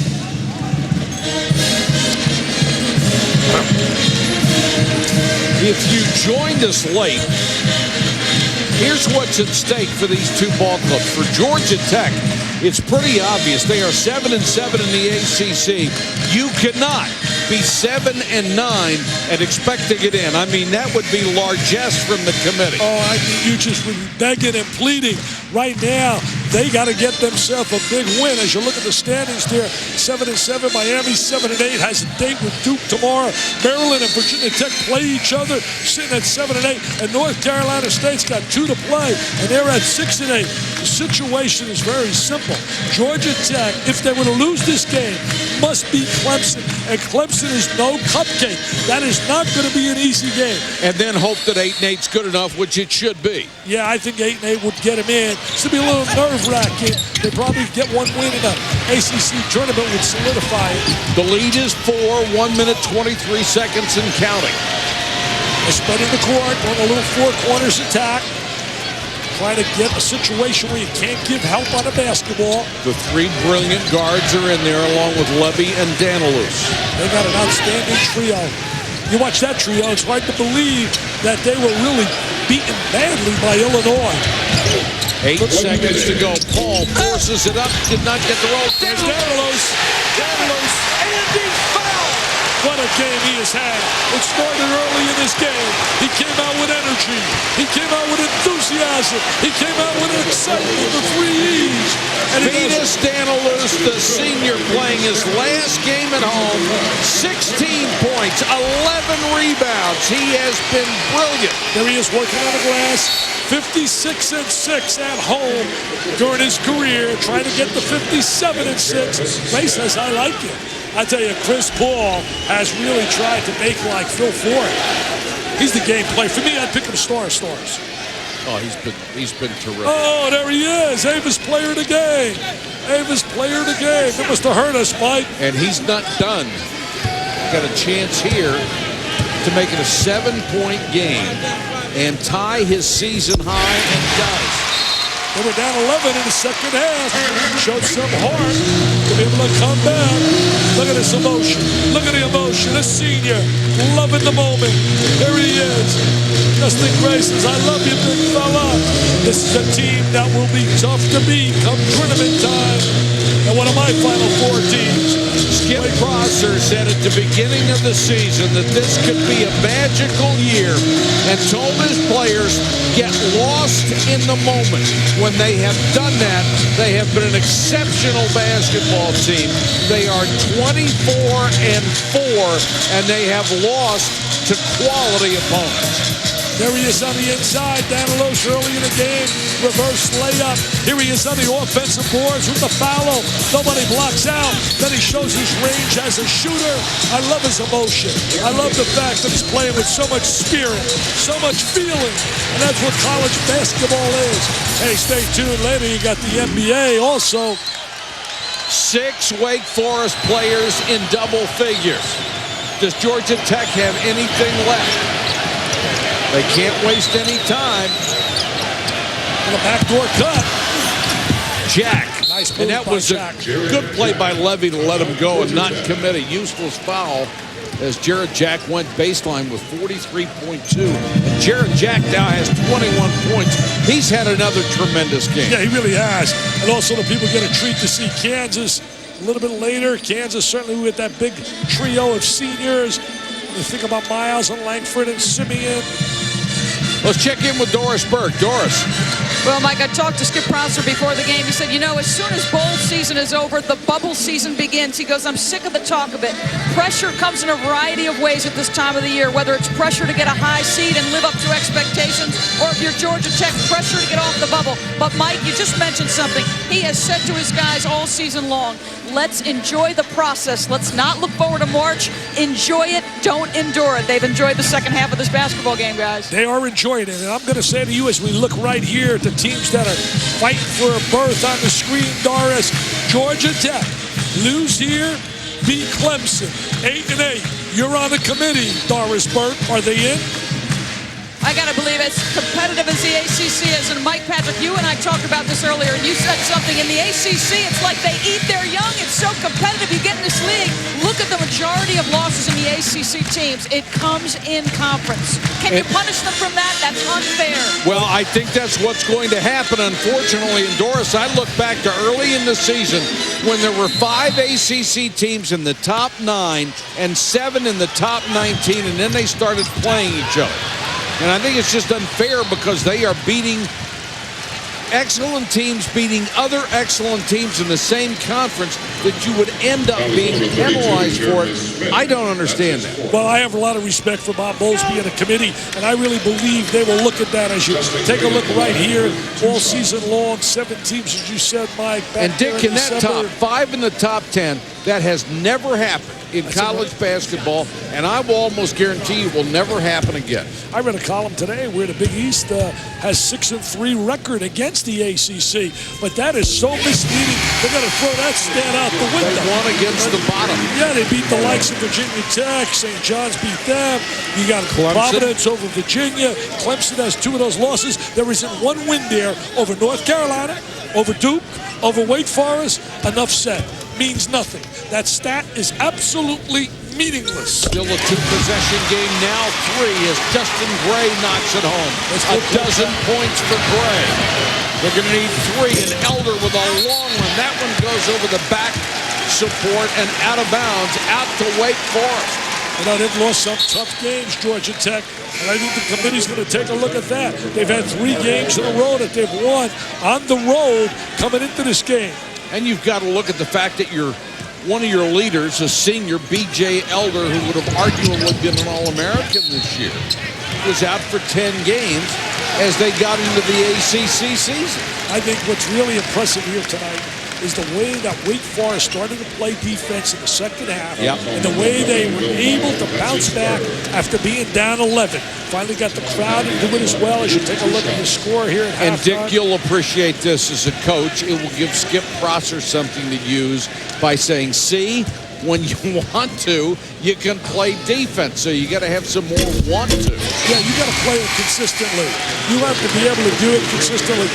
Also, it's not out of the realm of possibility of Duke as a #1 seed. I mean, if they go down and beat North Carolina on the road, I mean, you got to start thinking about them as a #1 seed. Johnny misses the second. Jack with a rebound. 30 seconds to go. Tech needs points and needs them in a hurry. Jarrett Jack is fouled, and that will stop the clock at 26.4.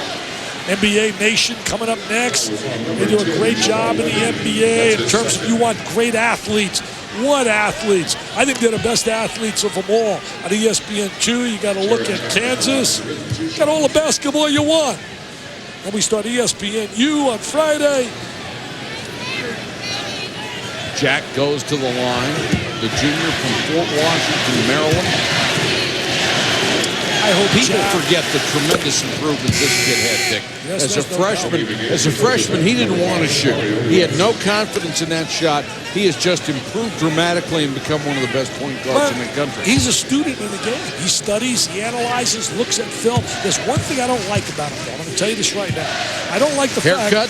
No, he doesn't have my phone number in his with all his numbers. He doesn't have them. He's got everybody else in there. Well, I understand Paris Hilton's been calling.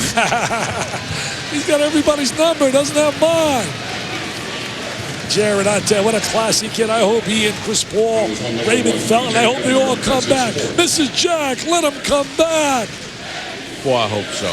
I really Of course, do. you know, we're selfish. Oh, yeah, we're selfish. I We mean, want to see these guys keep playing, but Right. in many cases, you can understand it. sure, in many cases, they have to go financially for their family, for themselves. Stroke to And the pad. I look at it this way, Dick.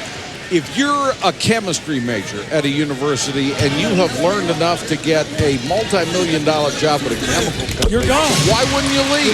No, I don't blame the kids. I really don't. I heard that David Stern, though, is pushing big time, and it may happen.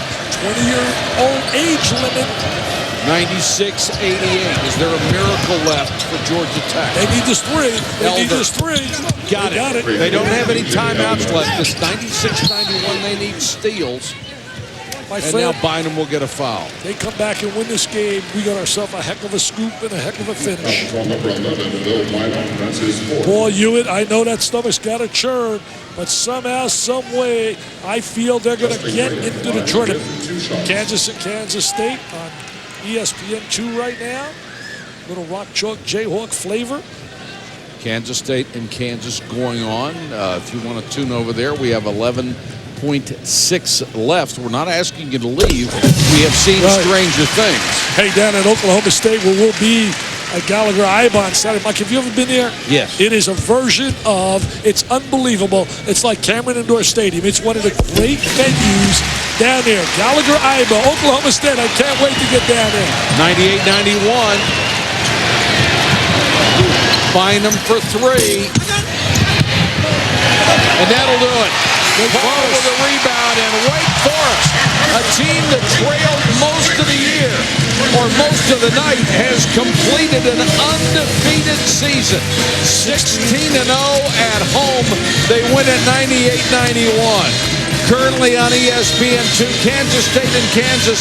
NBA Nation is next. For Dick Vitale and Doris Burke, this is Mike Patrick. Thanks for watching.